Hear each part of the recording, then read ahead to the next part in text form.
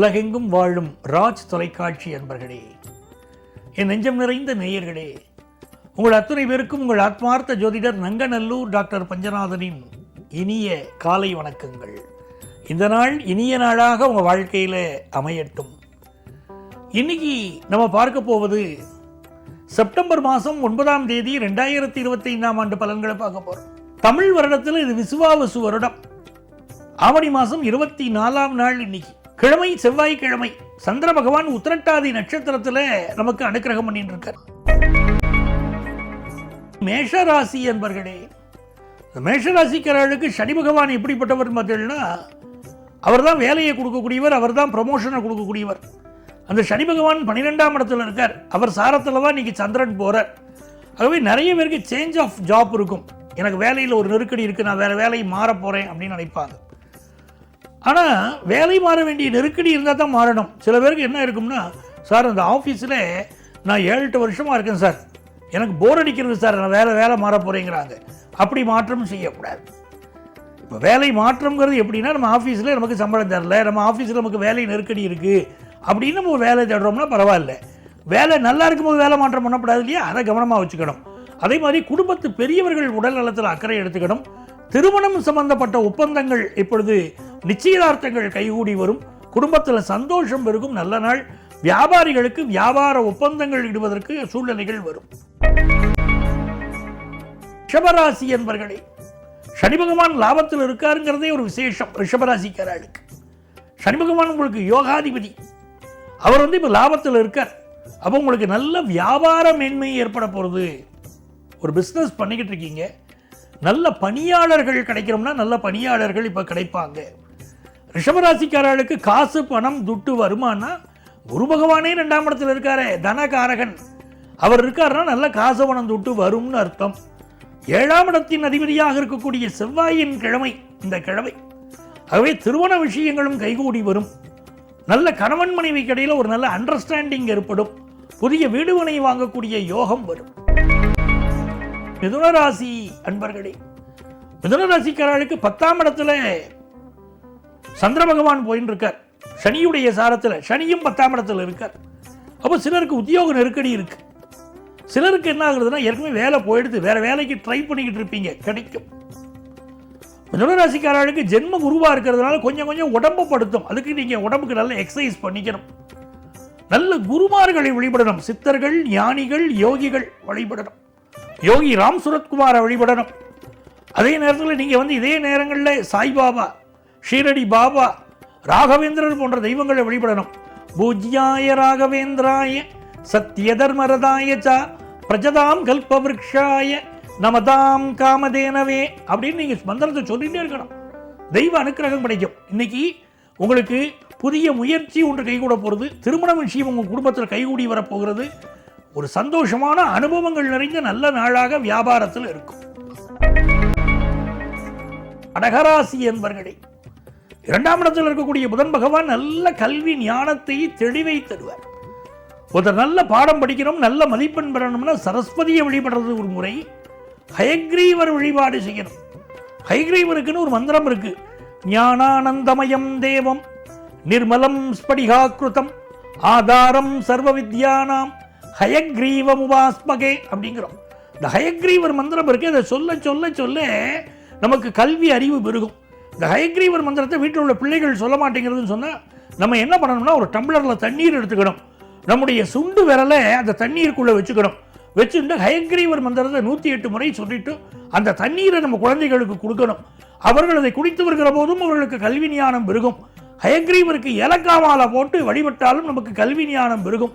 இந்த நாள் உங்களுக்கு கடகராசிக்காரர்களுக்கு உங்கள் பிள்ளைகள் நல்லா படிப்பாங்க. நீங்களே மாணவராக இருந்தால் படிப்பில் நல்ல முன்னேற்றம் உண்டு. வியாபாரம் நல்ல லாபம் தரும். சிம்மராசி என்பர்களே, 11ஆம் இடத்திலே குரு பகவான் இருந்து அருள்வாளித்துக் கொண்டிருக்கிறார். அவருடைய அனுக்கிரகம் இருக்கும்போது வேற என்ன வேணும்? குருவுடைய அனுக்கிரகம் இருக்கு. குரவே சர்வ லோகானாம் விஷதே பவரோகிராம் நிதையே சர்வ வித்யானாம் தட்சிணாமூர்த்தியே நமகான்கிறோம். அந்த குருவுடைய அனுக்கிரகம் உங்களுக்கு இருக்குங்கிறதுனால இன்னைக்கு படிப்புல நல்ல முன்னேற்றம் இருக்கும். வியாபாரத்தில் ஒரு நல்ல வழிகாட்டுதல் உங்களுக்கு கிடைக்கும். அலுவலகத்தில் உயரதிகாரியுடைய ஒத்துழைப்பு கிடைக்கும். நல்ல பதவி கிடைக்கும். நல்ல புகழ் கிடைக்கும். நல்ல நாள்.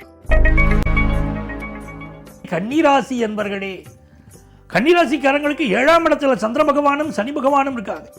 உங்களை சந்திக்கக்கூடிய நபர்கள் இன்னைக்கு புலம்புவாங்க. என்னங்க வாழ்க்கை, என்னங்க இப்படி போகுது அப்படிம்பாங்க. இந்த நாள் உங்க பிசினஸ் பார்ட்னர் புரிந்து போகலாம்னு நினைப்பாரு. நீங்க அவரை சமாதானப்படுத்தி இந்த பிசினஸ் விட்டு போகாதபடி பண்ணிக்கணும். அதை போல குடும்ப வருமானம் பெருகும். தாய் தகப்பன் விஷயத்தில் அவருடைய ஆசீர்வாதம் உங்களுக்கு கிடைக்கும். கணவன் மனைவிக்கு இடையிலே சில கருத்து மாறுபாடுகள் வரக்கூடிய நாளாக இருக்கிறது. உங்கள் லைஃப் பார்ட்னருக்கு ஒரு மன அழுத்தம் இருந்து கொண்டிருக்கும். இந்த நாளில் வருமானம் பெருகும். துலாம் ராசி என்பர்களே, இந்த துலாம் ராசிக்காரர்கள் வீட்டில் உள்ள எலக்ட்ரானிக் பொருட்கள், எலக்ட்ரிக் பொருட்கள் எல்லாம் கவனமாக பார்த்துக்கணும். கொஞ்சம் ரிப்பேர் ஆகும், திடீர்னு மக்கர் பண்ணும், அப்படிப்பட்ட சூழ்நிலை உண்டு. அதே நேரத்தில் 11ஆம் இடத்தில் இருக்கக்கூடிய புதன் பகவான் உங்களுக்கு வியாபாரத்தில் நல்ல லாபத்தை தருவார். வியாபார பெருமக்களாக இருக்கிறவாள்லாம் வியாபாரத்தில் நல்ல லாபம் வேணும், கஸ்டமர்ஸ் வசியம் வேணும்னு நினைச்சா விஷ்ணு சகஸ்ரநாமத்தை நாம் இருக்கக்கூடிய வியாபாரம் செய்யக்கூடிய ஸ்தலங்களில் ஒலிக்க விடணும். விஷ்ணு சகஸ்ரநாமம் எங்கு ஒலிக்கப்படுகிறதோ அங்கு வியாபாரம் ரொம்ப நல்லபடியாக நடக்கும். அதே போல இந்த நாள் தன வருமானம் பெருகும். இந்த வருமானம் முக்கியம் இல்லையா? வருமானம் நல்லபடியாக வரும். துலாம் ராசிக்காரர்களுக்கு கல்வி ஞானம் பெருகும் அற்புதமான ஒரு நாள். இது மிக மிக நன்மைகளை தரக்கூடிய நல்ல நாளாக குரு பகவான் உங்களுக்கு அனுக்கிரகம் பண்றார். விருச்சிக ராசி அன்பர்களே, விருச்சிக ராசிக்காரர்களுக்கு சந்திர பகவான் பூர்வ புண்ணிய ஸ்தானத்தில் போயின்னு இருக்கார். இந்த நாளை பொறுத்த வரைக்கும் நீங்க என்ன பண்ணணும்? ஸ்ரீ ராமஜெயம்னு எழுதணும். ராமஜெயம், ஸ்ரீ ராமஜெயம், ராமனை நம்பினால் ஏது பயம் அப்படின்னு. பொதுவாகவே கிருஷ்ணருடைய படங்கள் வீட்டுக்கு அடிக்கடி வந்துட்டே இருக்கு, தொடர்ச்சியாக வந்துட்டே இருக்குன்னு பார்த்தீங்கன்னா அந்த நேரங்களில் வீட்டில் கலகங்கள் வரும், பிரச்சனைகள் வரும். ராமர் படம் வீட்டுக்கு வருது அப்படின்னு சொன்னால் அந்த வீட்டில் ஒரு அமைதி கிடைக்க போகிறது அப்படின்னு அர்த்தம். அதனால அதே மாதிரி சுந்தரகாண்டம் படிக்கணும். உங்கள் வீட்டில் யாராவது பிரெக்னெண்டாக இருக்காங்கன்னா சுந்தரகாண்டம் படிக்க சொல்லணும். அழகான அன்பான பெண்களை மதிக்கக்கூடிய குழந்தைகள் பிறப்பாங்க. அதுக்காகத்தான் சுந்தரகாண்டம் படிக்க சொல்றது. இந்த நாள் உங்களுக்கு வியாபாரம் திருப்திகரமாக இருக்கும், குடும்பத்தில் மகிழ்ச்சி இருக்கும். தனுசு ராசி என்பர்களே, தனுசு ராசிக்காரங்களுக்கு 4ஆம் இடத்துல சந்திர பகவான் போயின்னு இருக்கார். இன்னைக்கு உங்க வாகனங்களை நல்ல சர்வீஸ் பண்ணி பயன்படுத்தணும். வாகனங்கள் திடீர்னு ரிப்பேர் வைக்கும். அவசரமாக ஆஃபீஸுக்கு போயிட்டு இருப்போம், அப்போதான் 2 வீலர் ஒர்க் பண்ணாது, ஸ்டார்ட் ஆகாது, அந்த மாதிரி பிரச்சனைகள் பண்ணும். ஆகவே நம்ம வாகனங்களை நல்ல சர்வீஸ் பண்ணி பயன்படுத்திக்கணும் இல்லையா? அதுவே அம்மாவுடைய உடல் நலத்திலும் அக்கறை எடுத்துக்கணும். 10th +1 +2 படிக்கக்கூடிய ஸ்டூடெண்ட்ஸ் படிப்பில் அதிக கவனம் எடுத்துக்கொள்ள வேண்டிய நாள். வியாபாரம் திருப்திகரமாக இருக்கும். மகர ராசி என்பர்களே, நன்மைகள் அதிக அளவில் நடைபெறும் ஒரு மகிழ்ச்சிக்குரிய நாளாக மகர ராசி என்பர்களுக்கு இந்நாள் அமைகிறது. ராசிக்கு அதிபதியான சனி பகவான் உபஜயஸ்தானத்திலே இருப்பது ஒரு யோகம். ராசிக்கு 6ஆம் இடம் என்று சொல்லக்கூடிய உபஜயஸ்தானத்திலே குரு பகவான் அமர்ந்திருப்பது ஒரு அதிர்ஷ்டம். இந்த காலகட்டத்திலே மிகச்சிறந்த வெற்றிகளை நீங்கள் பெறப்போகிறீர்கள். பூர்வீக சொத்துக்கள் சேரக்கூடிய யோகம் மகர ராசிக்காரர்களுக்கு இப்போ உண்டு. முதல் திருமணம் பாதிக்கப்பட்டவர்களுக்கு 2வது திருமணம் இப்பொழுது கூடி வரும்.